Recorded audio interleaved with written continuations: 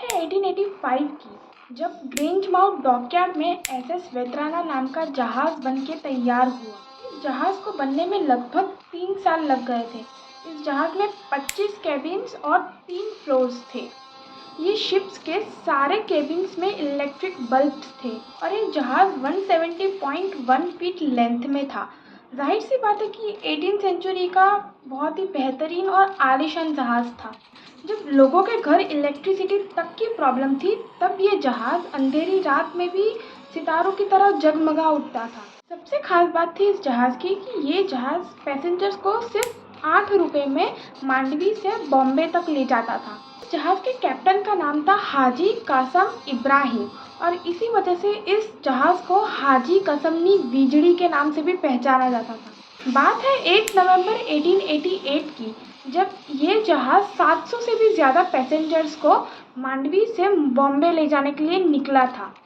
जहाज जब थोड़ा आगे पहुंचा, तब पोरबंदर के एडमिनिस्ट्रेटर मिस्टर लेली ने वेदर के बैड कंडीशंस के बारे में कासम इब्राहिम जी को बताया कि इस जहाज को थोड़ा आगे भी ले जाना डेंजरस हो सकता है। लेकिन कासम इब्राहिम के वर्षों के अनुभव की वजह से उन्होंने शिप वापस नहीं घुमाया।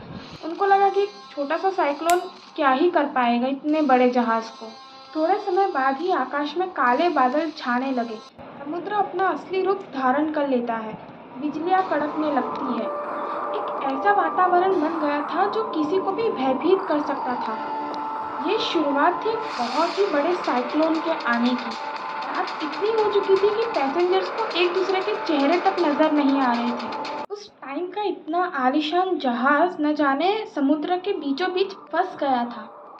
पैसेंजर्स के लिए सिर्फ एक ही आशा बची थी, वो थी ईश्वर के ऊपर श्रद्धा रखना।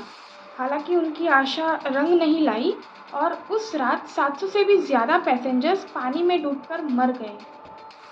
कितने स्टूडेंट्स को मुंबई जाकर पढ़ने के सपने अधूरे रह गए, कितने पेरेंट्स ने अपने बच्चों को खो दिया, कितनों लोगों का सपना टूट गया मुंबई जाकर सेटल होने का। दोस्तों, आज हम टाइटैनिक के बारे में डिटेल इन्फॉर्मेशन ले सकते हैं क्योंकि उस रात कुछ पैसेंजर्स बच गए थे, पर एसएस वेत्राना के जहाज से एक भी पैसेंजर जिंदा नहीं बचा था। 9 नवंबर 1888 को सब शांत था, पर 700 से भी ज़्यादा लोगों के मर जाने के बाद अब सवाल ये उठता है कि इस शिप के डूब जाने के बाद क्या इस शिप के रिमेन्स मिले? क्या कभी भी किसी की लाश मिली? जवाब है नहीं। इस जहाज में ना तो लाइफ बोट्स थी, ना ही लाइफ जैकेट्स थे। ये हादसा इतना भयानक था कि इसे टाइटैनिक ऑफ गुजरात भी कहा जाने लगा।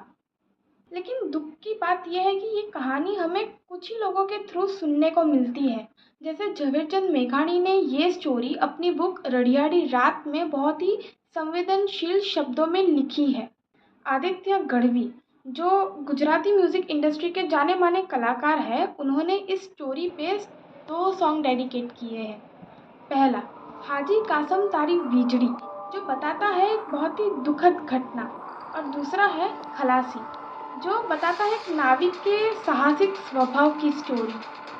सिर्फ इन्हीं लोगों की वजह से आज हम इस स्टोरी को एकदम डिटेल में जान पाते हैं, जो कहीं इतिहास के पन्नों में दब गई है।